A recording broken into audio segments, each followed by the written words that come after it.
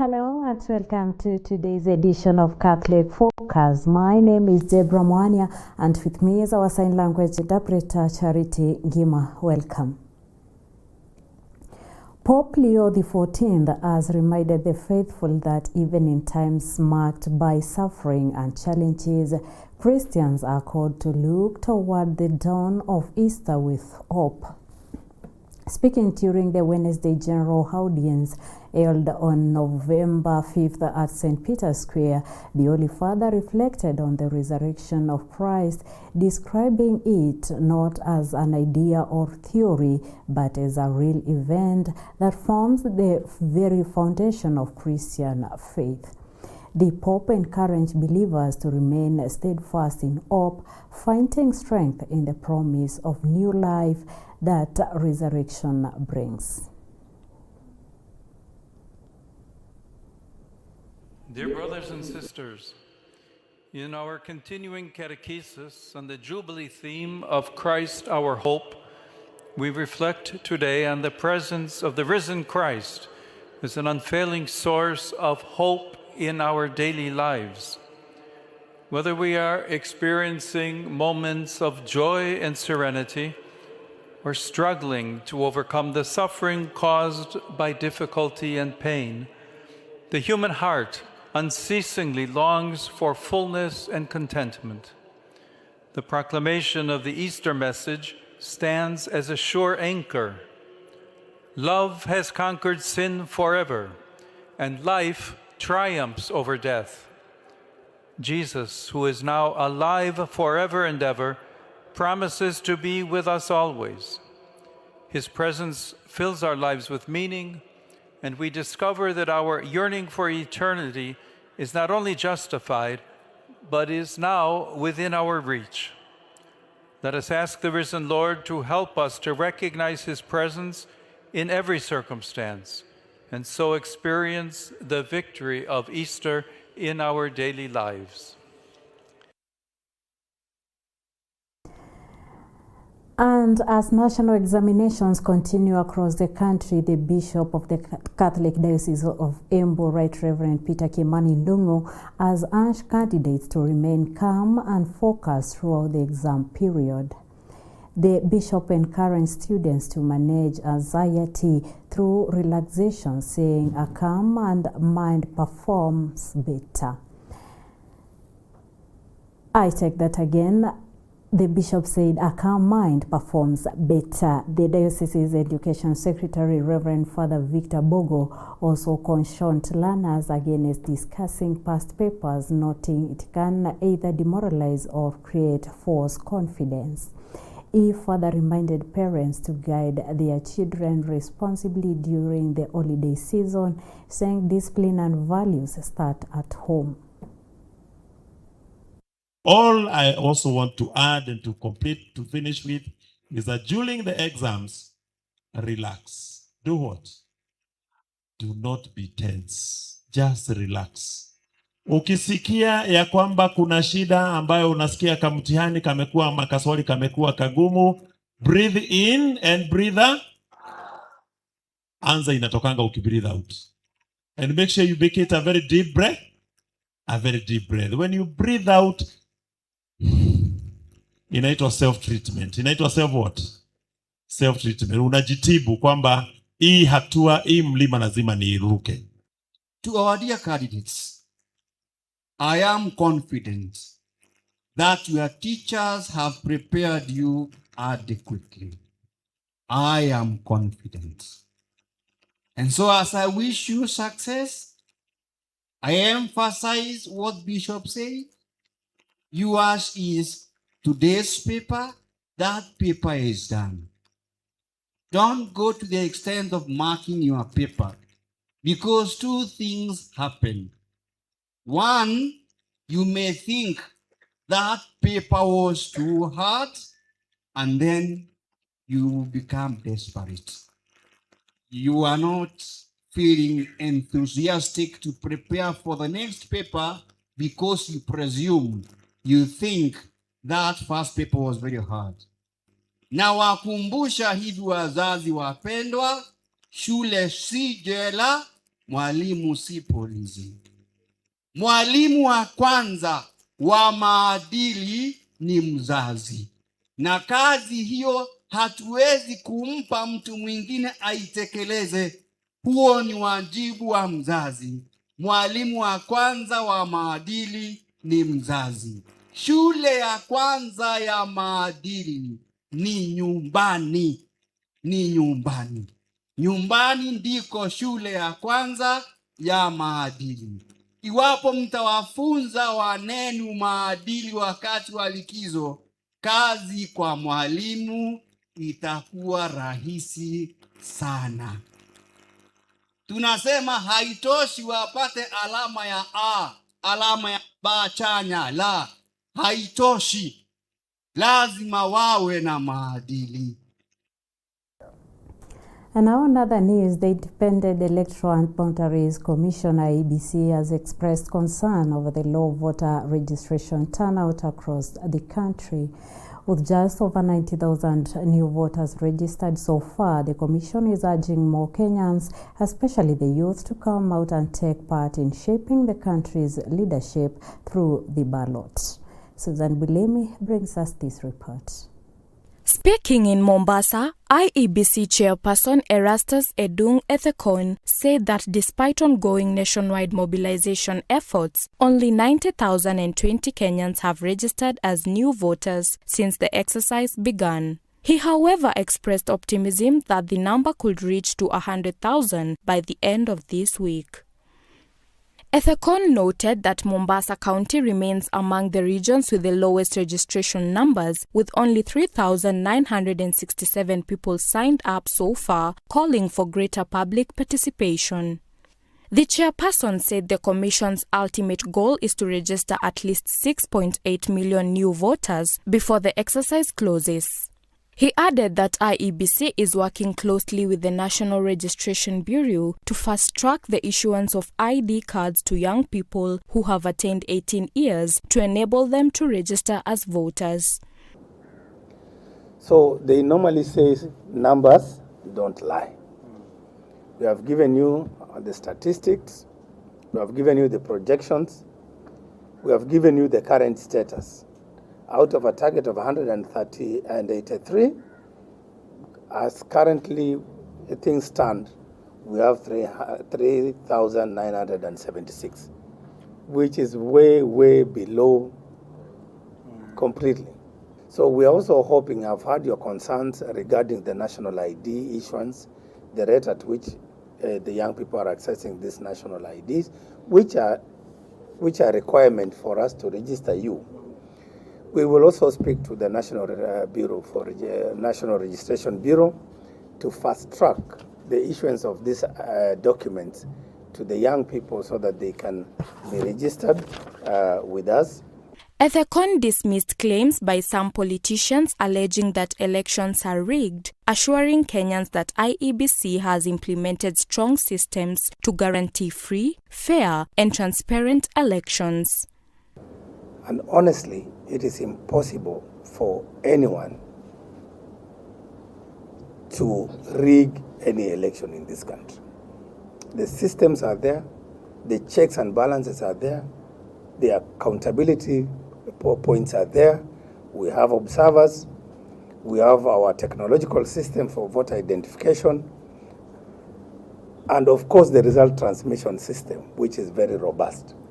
And therefore, when you hear some of these comments attributed to some politicians outside there that, you know, they will rig, they will ensure the staff, the ballot boxes, they will do that, I would treat that as something that's, of course, not acceptable, irresponsible, something that is meant to make citizens lack confidence in our electoral system and therefore not even show up, not even turn up to vote. Meanwhile, an IEBC commissioner encouraged young people to register in large numbers, emphasizing that real change can only be achieved through the ballot, not through street protests. I must say that I'm really concerned. Probably I don't know how you think, but one of you has said that very important thing, that if you don't take control of yourself in terms of having your voice heard, through taking or through registration and participating in election, then you're actually losing that chance. Because as we speak, this country, youth actually has the biggest proportion. So today, if you wanted to make change, you can actually be able to make change. And in order for you to do that, you have to have your voice to be heard. The only way your voice can be heard is through the ballot, not fighting. You can't go to the street and achieve what you want to achieve.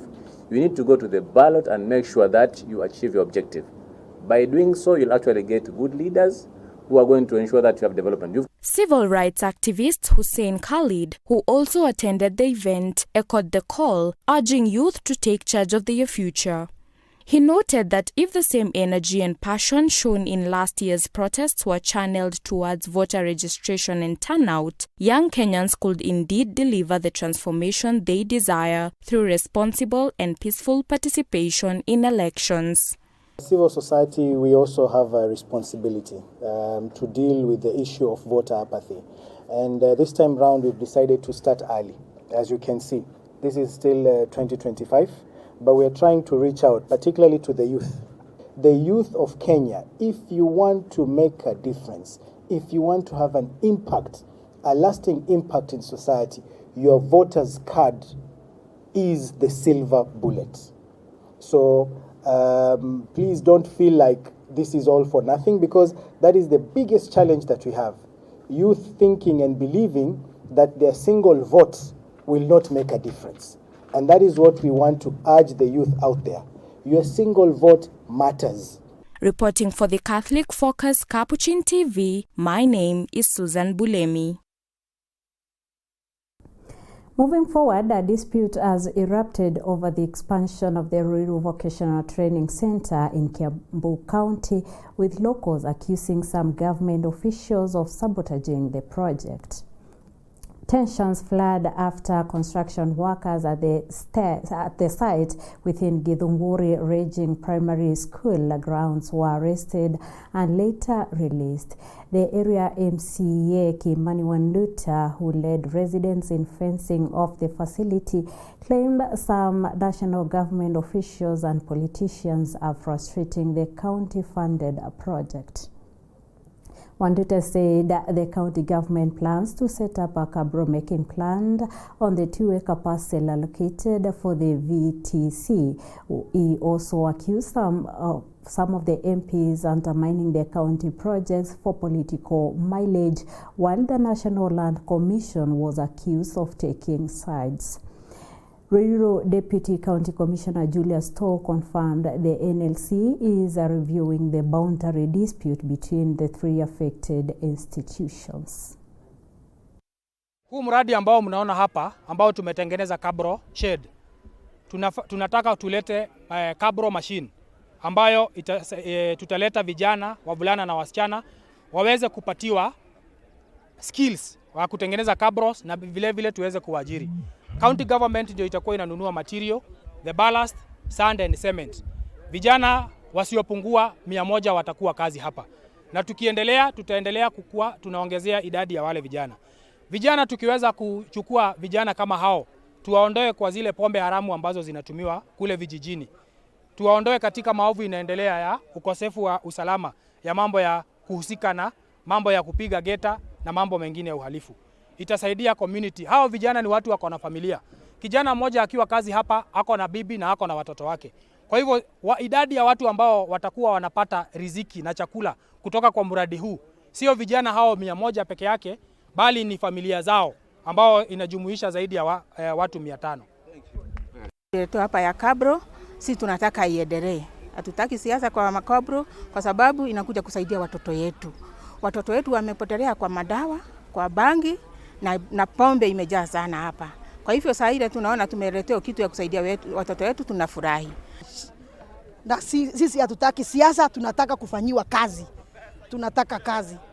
Mambo ya pesa ya wajiko ifanye kazi pahali inafaa. Hii itafaidia watu wengi sana na insecurity itakuwa imerudi chini juu watu watakuwa busy. Hakuna mahali unaweza toka hapa umechoka kutengeneza cabros alafu jioni ugoje mtu ndivyo umunyang'anye. Tunataka maendeleo ikuje. Tunataka hawa youth wote, na ukiangalia hata nyuma yetu kuna wamama wako pale bado wanataka kazi. Hatutaki MP Keng'ara tunakuomba tu tafadhali, wacha hata Kimani Nduta venye anaweza kutufanyia atufanyie, sababu inatufaidisha. Ikifika wakati wa kung'ang'ania kiti, tutawalinganisha, tutawapima kulingana na kazi yenu. Wewe fanya kazi as MP, wacha Kimani Nduta afanye kama yeye na governor afanye yake. 2027 tutaangalia record, na hiyo ndio itafanya tuwachague ama tukose kuwachagua. Another news, Kenyans have been urged to embrace modern clean cooking technologies to protect their health and environment.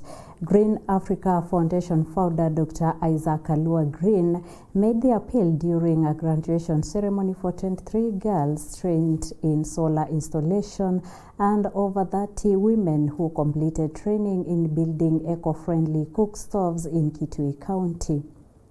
The initiative, supported by Green Africa Foundation in partnership with Kawi Safi, seeks to promote clean energy use and reduce environmental degradation. First of all, only a fool so damped that learns from their own mistakes. You first of all study to know where people failed and add on that, so that when you make another mistake, then it is at a different layer that you are learning from. You should not make mistakes that I made. The tool guides you on how to identify mistakes and quickly learn from them. Be that kind of a person that you are going to do that. The P stands for problem solving. Be daring to go out there and do or solve problems that people are running away from. And the R, respect other people. Serve with a lot of dignity, humility, and kindness. And you'll be surprised where you will get to. What can we do before they get to the medication that is so much required? And this is what you people are qualified to go and do. You are champions that this world may never appreciate in the way that God sees you to be. On education matters, students at Kisii University are decrying the prolonged lecturer strike that has disrupted learning for weeks. The learners are appealing to the government to resolve the standoff and pay lecturers their dues to allow classes to resume. The students say the continued closure has left them stranded, with many incurring extra accommodation costs while staying in hostels and rented houses without attending the classes. The students are now seeking clear direction from the university and the Ministry of Education on whether to remain on campus or return home. Vincent, mwanafunzi katika chuo kikuu cha Kisii University. Mimi ningependa sana kuambia Ministry of Education, kwa sababu ninasimamia elimu. Siku ya jana rais ameulizwa juu ya shughuli, amesema yeye anashughulikia mambo ya barabara, hospitali na afya. So ningependa kuhimiza bwana waziri wa elimu, sisi kama wanafunzi tumechoka. Tunasikia tuko katika mazungumzo. Siku inayofuata Wesonga anasema hayo mazungumzo wamekataa. So sisi kama wanafunzi, baadhi ya wanafunzi tunatoka katika familia fukara sana. So ni heri mtuambie tuende nyumbani ama masomo inarejea. Asante. Kwa majina ni Kenneth Kagwe, mwanafunzi hapa katika chuo kikuu cha Kisii University. Sisi kama wanafunzi hapa katika shule ya Kisii University tunadhirika kwa kuwa hatujakuwa na darasa ambazo zinaendelea kwa sababu ya mgomo huu. So tunaomba watupatie the direction kwa sababu hatujui kama tunafaa kukaa huku shule ama tunafaa tuende manyumbani. Kumbuka kwamba pia sisi tuna bills zetu tunalipa. Tuna rent ya kulipa, chakula ambacho tunachokula, na tunafaa tujue ni kama tunakaa huku shule ama tunafaa tuende nyumbani. Kwa kuwa pia tumeona kuna universities zingine already washapatiwa direction na kuachiliwa kwenda nyumbani. So tunaomba sisi kama wanafunzi tuweze kupatiwa a way forward from here. Naam. Alafu pia tukumbuke kuwa semester ambayo tumekuwa nayo itaweza kusongeshwa pia katika mwaka huu ambao unaokuja. So tunaomba tupatiwe direction, kwa sababu next semester itamaanisha tutakuwa na semester 3 na kuna wengine wetu ambao tunafaa kwenda attachment, so tutaathirika kama wanafunzi. Naam. Tieno Meshak hapa, mwanafunzi wa chuo kikuu cha Kisii University.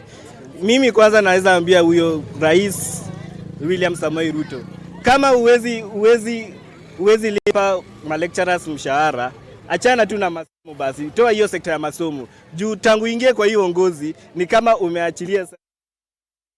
Sisi wanafunzi tumeumia, hata wazazi ukiwaambia watume pesa hawatumi. Mimi nimekataa, na kama hawezi lipa mshahara tutaingia kwa hiyo mgomo, tutaingia na walimu katika mgomo.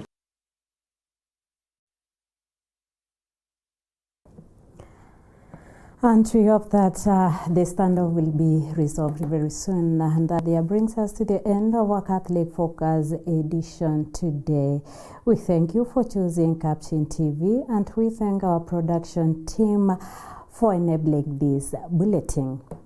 I have been sitting in for Maureen Kimani, and my name is Deborah Mwanya, and our sign language interpreter has been Charity Ngima. Until next time, God bless you and stay safe.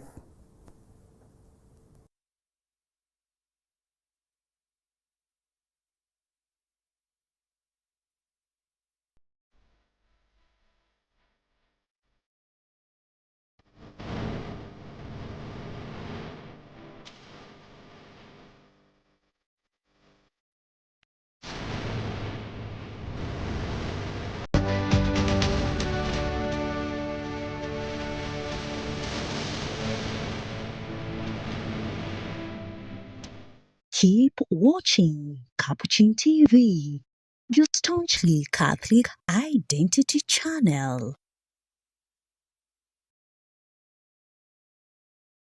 You are watching Capuchin TV. For any complaints, comments, or compliments on our programming, you can either write to us on info@capuchintv.co.ke, or you can call us directly on 0717 424 866. Your complaint shall be addressed within 7 days. Remember to keep a copy of your communication with us. Keep watching Capuchin TV, your Catholic identity.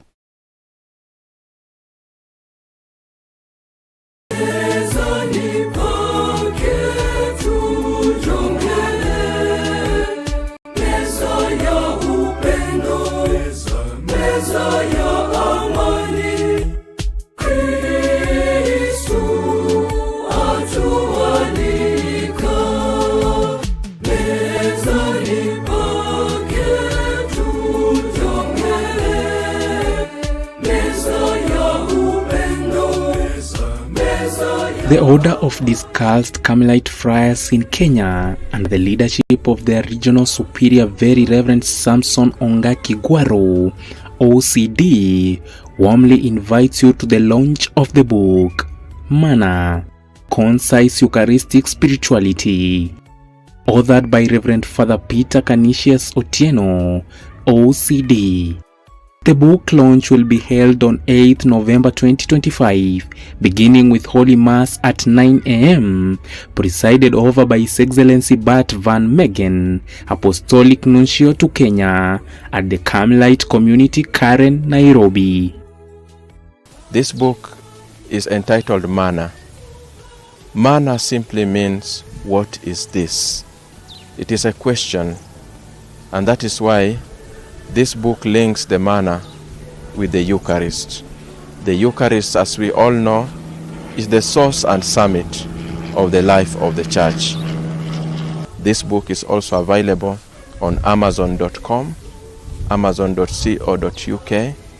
Be part of this moment when we come together as God's people to celebrate our Lord, who gave Himself as a gift to us in the Eucharist.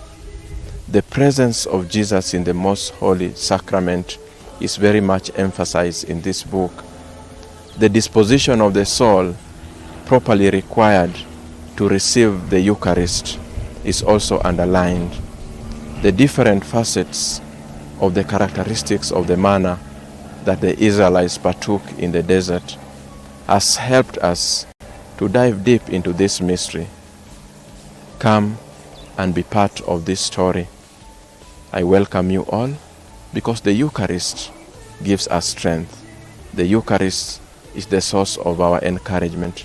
In the Eucharist, we encounter Jesus, who has come to love us and given us freely, given himself to us in humility for us to partake of him in the Blessed Sacrament.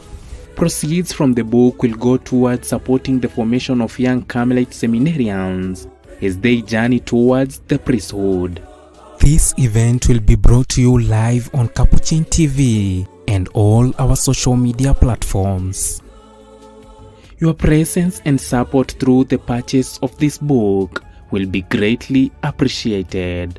All are most welcome. Keep watching Capuchin TV, your staunchly Catholic identity channel.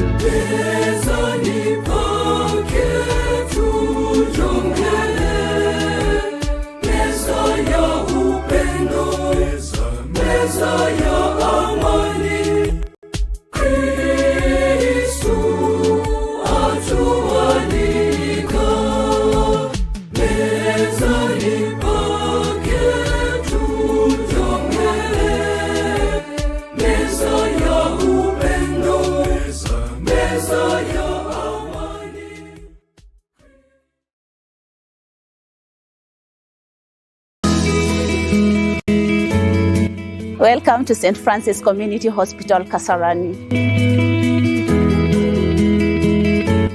Do you have or know any child suffering from the following condition?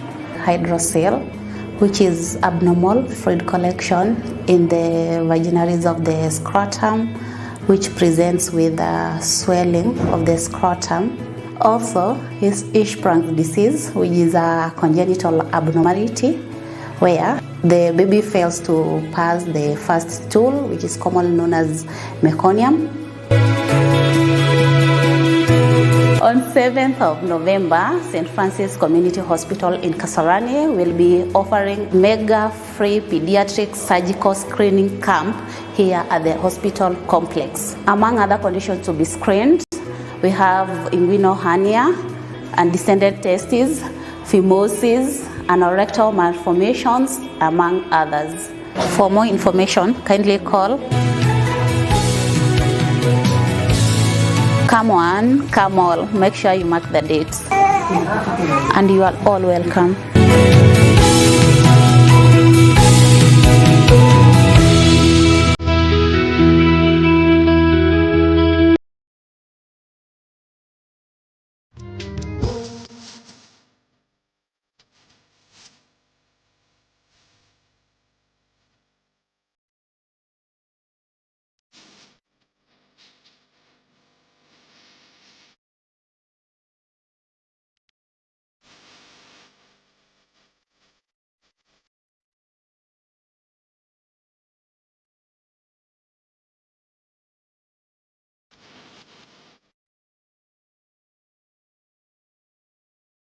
Mapadri, watawa, Wakristo na halmashauri ya parokia ya All Saints Riara katika jimbo kuu Katoliki la Nairobi wanakualika kwenye ibada ya misa ya shukrani wanapoadhimisha miaka 123 tangu parokia hii ilipoanzishwa. Ibada hii itafanyika kwenye sherehe ya kifamilia ya parokia hii Jumapili tarehe 9 Novemba mwaka 2025. Litakuwa ni adhimisho la miaka 123 tangu kanisa hili ilipoanzishwa. Mojawapo ya sherehe za siku hiyo ni kwamba tutakuwa na adhimisho la sakramenti ya kipaimara. Tuko na wanafunzi wa dini 250 ambao watapewa sakramenti ya kipaimara. Pia tutakuwa na baraka kwa familia kama mojawapo ya kuadhimisha mwaka huu wa jubilei ya matumaini. Familia zetu katika parokia hii zitabarikiwa na baba askofu.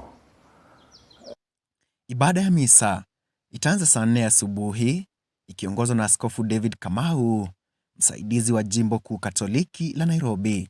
Mada ama theme ya kanisa letu ni Hope Does Not Disappoint.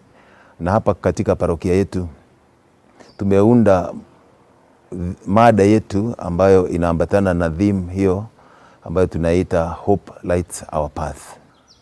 Pia tutakuwa na siku ya michezo ama fun day ya watoto, na tunatarajia kwamba siku hiyo itakuwa siku njema, siku ya furaha na siku ya kusherehekea familia yetu kama parokia. Parokia hii iko na vigango 9 na vikundi vya kanisa letu wamejitolea sana, na pia makanisa yetu yamekuwa yakitembea kwenye makanisa hayo ambayo yametengwa ili waweze kuguza mlango wa matumaini na pia kusali na kufanya toba kwa ajili ya dhambi zetu. Ibada hii itakufikia moja kwa moja hapa Capuchin TV na kwenye mitandao yetu ya kijamii.